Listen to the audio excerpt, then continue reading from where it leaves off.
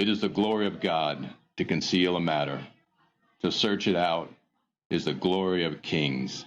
This is the Message to Kings podcast.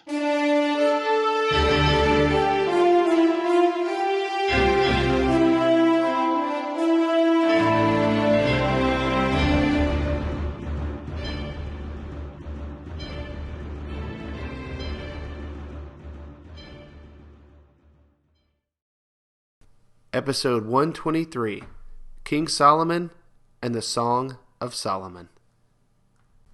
Matthew 22:34.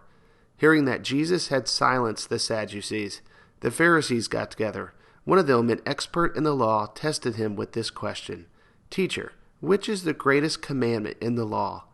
Jesus replied, Love the Lord your God with all your heart, and with all your soul, and with all your mind. This is the first and greatest commandment, and the second is like it. Love your neighbor as yourself.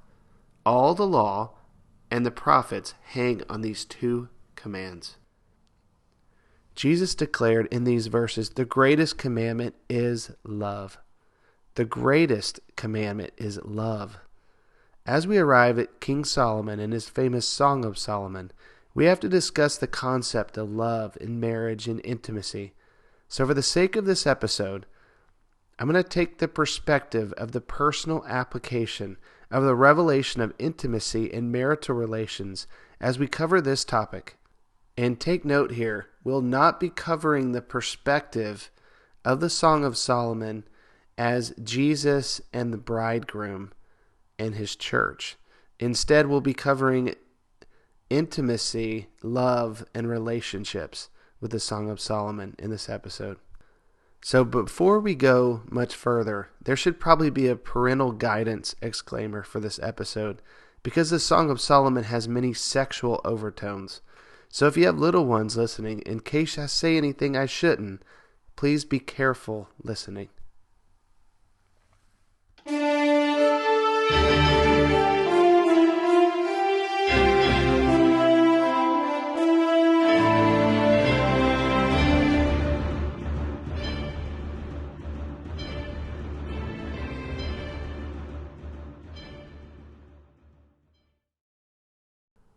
All right, so let's begin with the historical context. I get the feel Solomon was a hopeless romantic at the beginning of his kingship. In addition, the name God gave him meant beloved.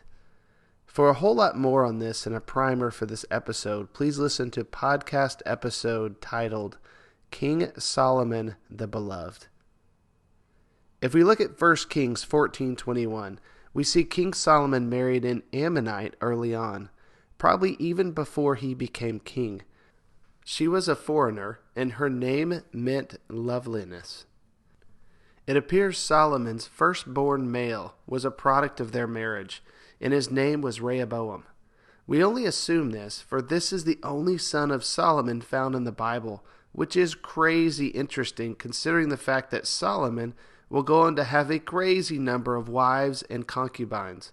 But the explosive number of wives and his harem comes later. In addition to the marriage to Naamah and the princess of Egypt in his early years, we know he married another woman whose name is unknown, but she goes by the Shulamite. Solomon's romance, and I mean romance, with the Shulamite is a subject of the Song of Solomon. So into a polygamous marriage, this Shulamite is hurled. But we never hear ill talk of the polygamy in the Song of Solomon, but exclusively the intimacy between the king and the Shulamite is the topic of the Song of Solomon. So it's a safe assumption that Solomon is married to the Shulamite, since this becomes his norm. For this reason, let's cover biblical marriage and discuss it. God made Adam and made him a helpmeet called a woman. Their intimacy brought about children and the continuation of the human race. It's interesting that God put Adam to sleep and took a rib out of Adam and used it to create Eve. A part of Adam was removed from him, causing him to be incomplete until he was joined with Eve, which is wholly confirmed by Jesus in Matthew 19:5, when he said, "For this reason a man will leave his father and mother and be united to his wife, and the two will become one flesh." Marriage unites a man and a woman, and the act of sexual relations is the holy consummation of this union, which some call a soul tie with this person. But this can sound kind of weird. Let's just say man is not fully complete without his spouse. And this, of course, goes without speaking of those who are single today and unmarried and those who choose not to marry. But to those who marry and choose to marry, a man is not complete without his wife and a woman without her husband. And it is this act of sexual intimacy that is the most complete consummation of this union. Two are better than one. This sexual act between a man and woman becomes one of many topics of Solomon's poem. It's this interchange between one of his wives and himself. It starts like a love poem, and it goes and goes, and I'm not going to read it all, but there are three sets of characters: Solomon, the beautiful Shulamite, and the daughters of Jerusalem, who are the bystanders or chorus for the poem. The poem is about biblical eros, in the right context, as the fullest extent of relationship between a husband and wife that ties and binds two people together. It's the intensity of this moment that binds two people together. In fact, modern science confirms this. At the moment of sexual intimacy, a chemical is released inside the body called oxytocin, which is termed the bonding hormone, which creates a euphoric feeling of oneness between a husband and a wife. So God designed this act of intimacy to be confined to marriages. Within the confines of a marriage, it confirms and releases the greatest acts of intimacy and oneness with another that can occur within mankind. And God designed sexual acts to be fulfilling, satisfying, and to fulfill a greater purpose. But outside of the confines of a marriage, the self-gratification without the permanent intimacy with another invites shame, the accuser of the brethren, to hurl flaming arrows at a person. For this is termed lust and not God's design for intimacy. In fact, it's this sinful bonding with another, or in the case of Solomon, many others, that will eventually destroy him. I see lust like a doorway to other greater sins. They say this of marijuana, that it's a gateway drug, for it opens the door for other drugs. Lust is the entanglement that leads to greater and greater sins. When the eye gates take their eyes off of God and purposefully continually pursue other things until they are enamored and captured by them. Lust blinds the eyes and darkens the heart, while authentic intimacy brightens the eyes and brings light to the heart. Well, Solomon loves his apparently new wife, the Shulamite, and she loves her husband. Here's how it all begins. Song of Solomon, chapter 1. Let him kiss me with the kisses of his mouth, for your love is more delightful than wine. Pleasing is the fragrance of your perfumes. Your name is like perfume poured out. No wonder the young women love you. Take me away with you. Let us hurry. Let the king bring me into his chambers. So, you get the point? Say you grew up when kissing on the lips was not allowed on television, and you open up this section of the Bible, and it starts with kissing of the lips. Okay, we're over the top already. How about verse 4? Hurry up, bring me to your chambers, aka the bedroom. If you've never read this book, get the drift. This book is about intimacy. It continues, but not how you suspect. You would think the king would speak next, or they would continue into his bedchambers. No, the speaker actually changes. Song of Solomon 1:4. Now the speaker is the daughters of Jerusalem, not Solomon. We rejoice and delight in you. We will praise your love more than wine. Next the Shulamite continues. Song of Solomon 1:5. How right they are to adore you.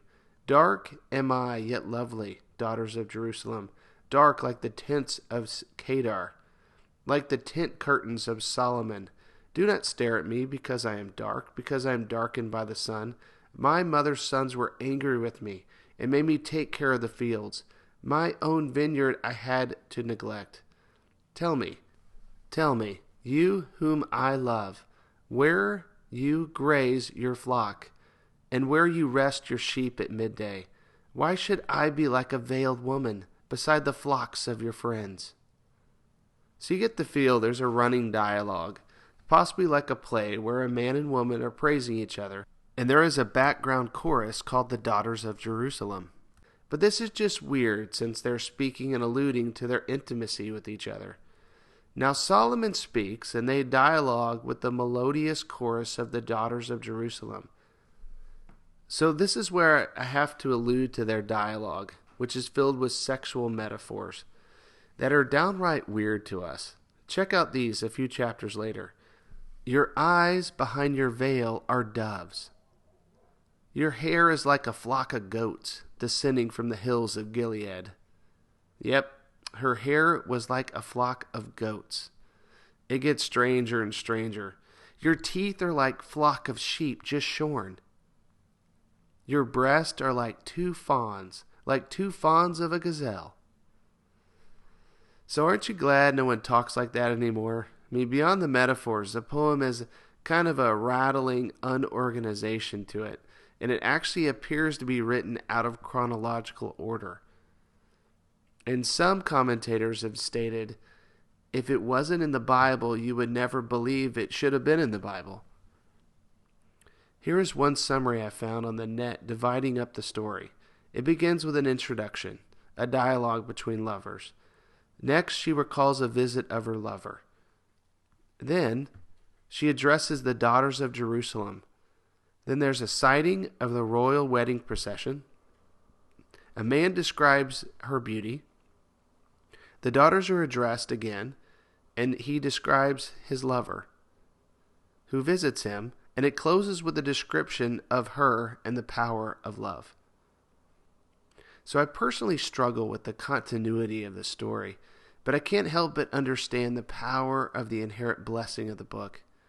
If I try to picture it, my best picture is something of a play with two actors, Solomon and the Shulamite and a chorus, which is situated in the place of an orchestra which cries out and sings periodically. So read it for yourself, and if we continue our comparison to a Shakespearean play, we have to believe it ends in tragedy as well, for we know the future of Solomon, that this Shulamite, so wonderfully praised, will eventually become as unloved as any of the rest of Solomon's wives. But regardless of this, it's filled with incredible spiritual meaning, and the inherent blessing is intimacy. I've heard it said if you're having problems with intimacy, with God, with your spouse, read this book and watch what happens. For its inherent blessing will be intimacy, regardless of your true understanding of what you are reading. The story continues and has many famous lines. Here's 3 of them. I am my beloved's, and my beloved is mine. The most common line in the poem is, do not arouse or waken love until it so desires. And finally, love is as strong as death. So this is my favorite verse from the book, and it's about the power of love. Song of Solomon 8:6, the Message version. Hang my locket around your neck, wear my ring on your finger. For love is invincible, facing danger and death. Passion laughs at the terrors of hell. The fire of love stops at nothing. It sweeps everything before it. Isn't that incredible? Love is invincible. I just love these verses. Here's the NIV version. Song of Solomon 8:6. Place me like a seal over your heart, like a seal on your arm. For love is as strong as death. Its jealousy as yielding as the grave. It burns like blazing fire, like a mighty flame. I just love to chew on this verse from time to time. For love is as strong as death. Its jealousy unyielding as the grave. And this is one of those verses I like to bounce around in the Bible versions. I just love the message when it declares love is invincible. and passion laughs at the terrors of hell.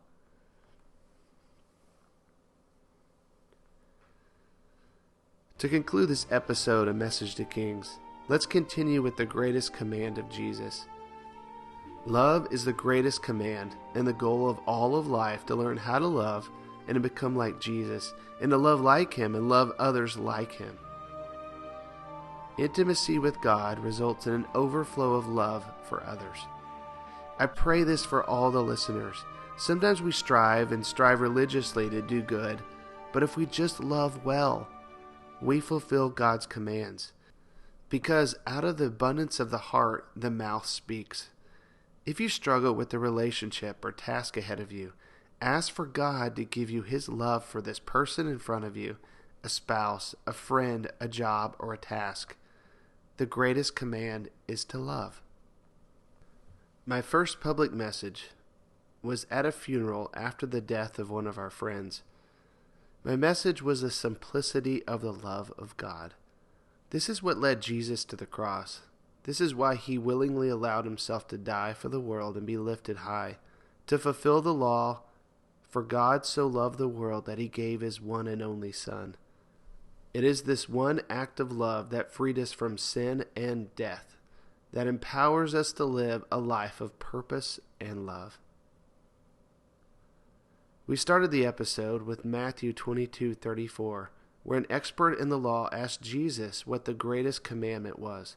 But this question was already asked in Luke 10:25, and what followed was the parable of the Good Samaritan. We end this episode with this verse and parable because only a man touched by the heart of God with an understanding of intimacy and the mercy of God would react in such a way and show the love of God to others like the Good Samaritan did. I love the response of Jesus at the end. Now go and do the same. What a command for us. Come to Jesus and be filled with the love of God and give it away to the others around us. Now, go and do the same. Luke 10:25. One day an expert in religious law stood up to test Jesus by asking Him this question, "Teacher, what should I do to inherit eternal life?" Jesus replied, "What does the law of Moses say? How do you read it?" The man answered, "You must love the Lord your God with all your heart, all your soul, all your strength, and all your mind, and love your neighbor as yourself." "Right," Jesus said. "Do this and you will live." The man wanted to justify his actions, so he asked Jesus, "And who is my neighbor?" Jesus replied with a story. A Jewish man was traveling from Jerusalem down to Jericho, and he was attacked by bandits. They stripped him of his clothes, beat him, and left him half dead beside the road. By chance, a priest came along, but when he saw the man lying there, he crossed to the other side of the road and passed him by. A temple assistant walked over and looked at him lying there, but he also passed by on the other side. Then a despised Samaritan came along, and when he saw the man, he felt compassion for him. Going over to him, the Samaritan soothed his wounds with olive oil and wine and bandaged them. Then he put the man on his own donkey, took him to an inn where he took care of him. The next day he handed the innkeeper 2 silver coins, telling him, "Take care of this man. If this bill runs higher than this, I'll pay you the next time I'm here." Now, which of these 3 would you say was a neighbor to the man who was attacked by bandits? The expert in the law replied, "The one who showed him mercy." Then Jesus said, "Yes, now go and do the same."